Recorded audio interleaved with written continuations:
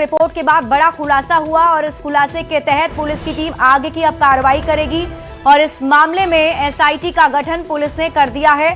तो इस वक्त की बड़ी खबर आपको बता रहे हैं, हॉस्टल में छात्रा की मौत मामले से जुड़ी बड़ी खबर सामने आ रही है। बिहार पुलिस ने एसआईटी का गठन किया है और अब ये टीम आगे की जांच करेगी।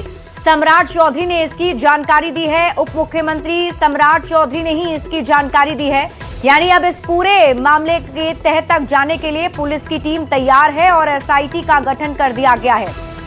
देखिए, लगातार परिजनों की तरफ से इंसाफ की मांग की जा रही थी।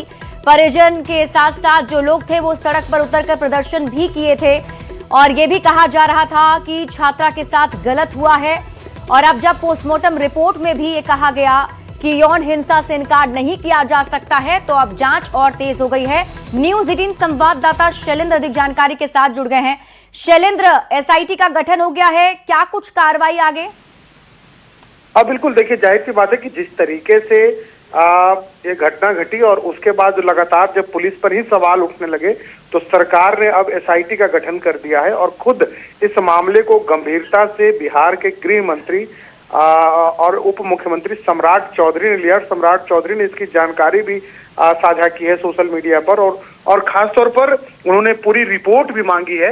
एसआईटी का गठन करने का निर्देश के साथ साथ पूरी रिपोर्ट भी मांगी गई है कि आखिर इस घटना के बाद पुलिस ने अभी तक क्या कार्रवाई की है और आगे दोषियों पर किस तरीके से कार्रवाई हो और जो दोषी हो वो पकड़े जाए, इसके लिए एसआईटी का गठन किया गया है। मतलब साफ है कि अब भले ही देर से, लेकिन सरकार अब और पुलिस, बिहार पुलिस इस पूरे मामले पर अब कड़ी कार्रवाई के मूड में दिखाई दे रही है और ये साफ तौर पर दिख रहा है कि जिस तरीके से अब एसआईटी का गठन किया गया, हालांकि इस मामले में शुरुआती दौर की जांच की बात करें तो उस पर पुलिस पर सवाल जरूर उठ रहे थे, लेकिन जैसे ही सरकार की फजीहत होती नजर आई उसके बाद एक्शन में कहीं न कहीं पूरा मामला जो है वो दिखाई पड़ रहा है कि सरकार एक्शन में है और एसआईटी का गठन किया गया है। जी शैलेंद्र, अभी एक गिरफ्तारी भी इस मामले में हुई है, आगे क्या लगता है किस तरह से अब कार्रवाई बढ़ेगी, क्योंकि कई नाम भी बताए जा रहे हैं परिजनों की तरफ से शक के आधार पर?